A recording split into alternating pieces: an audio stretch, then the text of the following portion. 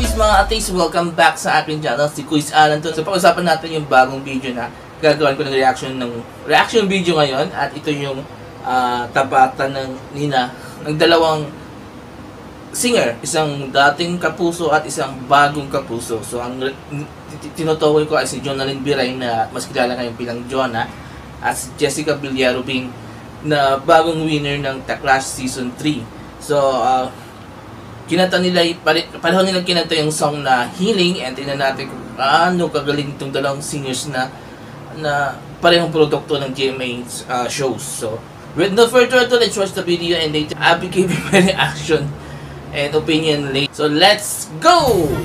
Now that we have got through one more fun, I can just admit I've got it all, 'cause I do, 'cause I've got you.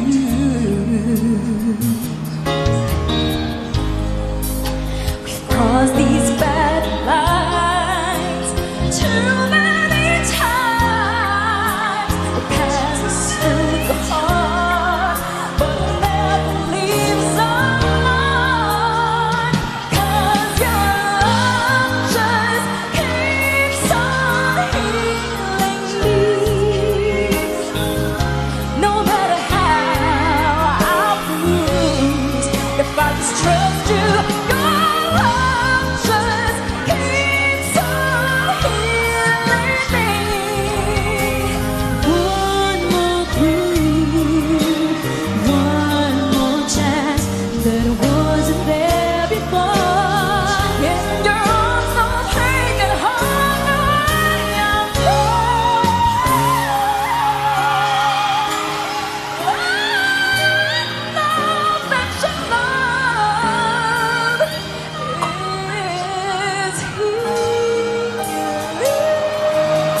Anong nangyari doon? Anong nangyari? Ako lang pala kalilig. 'Cause your love just keeps on healing me. One more cure, one more chance that wasn't there before. In your arms, so taking hold the way I feel. Mahina yung sound. Itong kinanta ni Jessica. That your love is healing.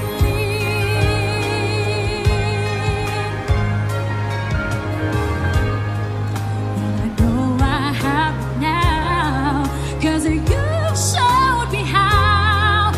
And all I had to do was just to keep my eyes on you. 'Cause your love just keeps on healing me.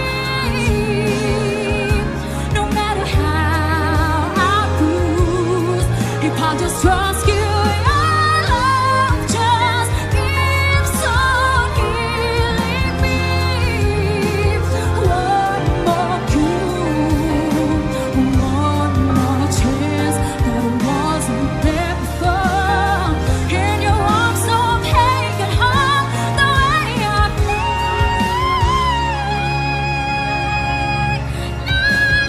Know that your love is healing.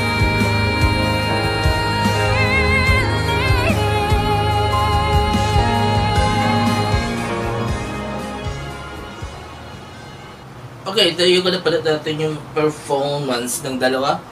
Si Jonalyn Biray na mas kilala sa mga kapuso, and si Jessica Villarubin. So, pareho sila magaling. Ang nagustuhan ko lang kay Jonah is, ito lagi kong naaalala kay Jonah is yung malinis yung pagkakakanta niya kumpara kay Jessica. Actually, even nung kasama sila yung La Diva, sila Marie Chris, saka si panungutan ko isang kasama, si Marie Chris Garcia at si Santos. Sorry, kalimutan ko. Siya lagi maganda yung malinis yung pagkakanta, and mataas rin yung boses, and powerful. Actually, powerful silang lahat sa La Diva. Yun nga lang, ang labang ni Jonah Lynn Biray is yung malinis yung boses niya kapag kumakanta siya. And dito na-prove natin na walang nagbago. Talagang magaling si Jonah Lynn Biray. And yun nga lang, dito sa performance niya ng Healing, may napansin lang ako sa bantang tulo, parang pumiyok. I don't know, parang pumiyok siya doon or sumablay ng konti, pero nagawa naman niya ng paraan at naikanta naman niya, nairaos naman niya yung buong kanta at perfect yung performance niya. While Jessica Villarupin, I can say na powerful yung boses ni Jessica, pero may times talaga na si Jessica medyo hindi malinis yung pagkakanta niya, or and this one okay siya, pero kung ikukumpara ko kay Jonah, mas gusto ko yung performance ni Jonah. Isandabi natin yung sabi ko kanina, yung parang pumiyak o subuplay siya. Pero mas namang si Jonah. Siguro, kailangan i-polish ni Jessica yung boses niya para maging malinis yung performance niya. Actually, hindi ko nga nakikita rito yung performance niya nung ano yun? Ginanta niya nung sa The Clash,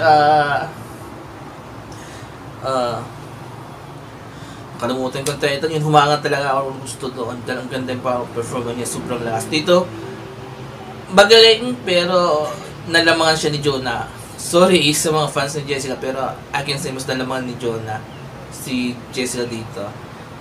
And pagdating sa powerful ng boses, lamang rin si Jonah.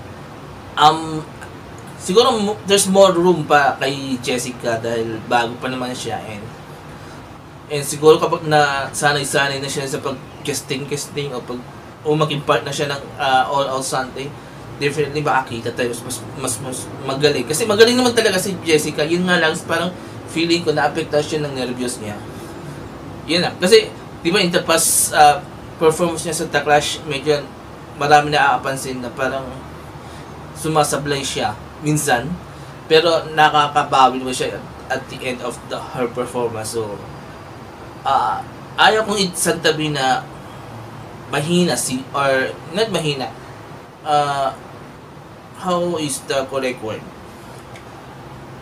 Lesser yung performance ni Jessica. Maybe she needs more time to relax, or she needs more yung ma-control na yung nervyos niya. Kasi baguhan siya Ganun rin, di ba, sina Golden dati medyo sumasablay rin siya sa pagkanta niya because nervyos siguro, di ba? So, yun. This has nothing to do with the networks. Pinasik ko itong opinion ko on their performance, not on the network kung saan galing sila. Pero naman silang kapuso rin dati. At dating kapuso naman si John rin. So, like I've said, malinis performance ni Jonah and very powerful yung boses niya. Jessica, may mga time na hindi ka malinis yung pagkanta niya. But still, she is also a powerful singer. So, yun mga kuys, mga ating, and again, thank you very much sa mga nanonood ng mga videos ko and sa mga nagko-comment. Thank you very much. And also sa mga bagong subscriber ko. I hope sana masiyahan kayo sa mga videos ko lately, and I hope sana mag-share kayo ng mga thoughts nyo, opinion nyo, request, suggestion, or may gusto man kayong i-share sa akin.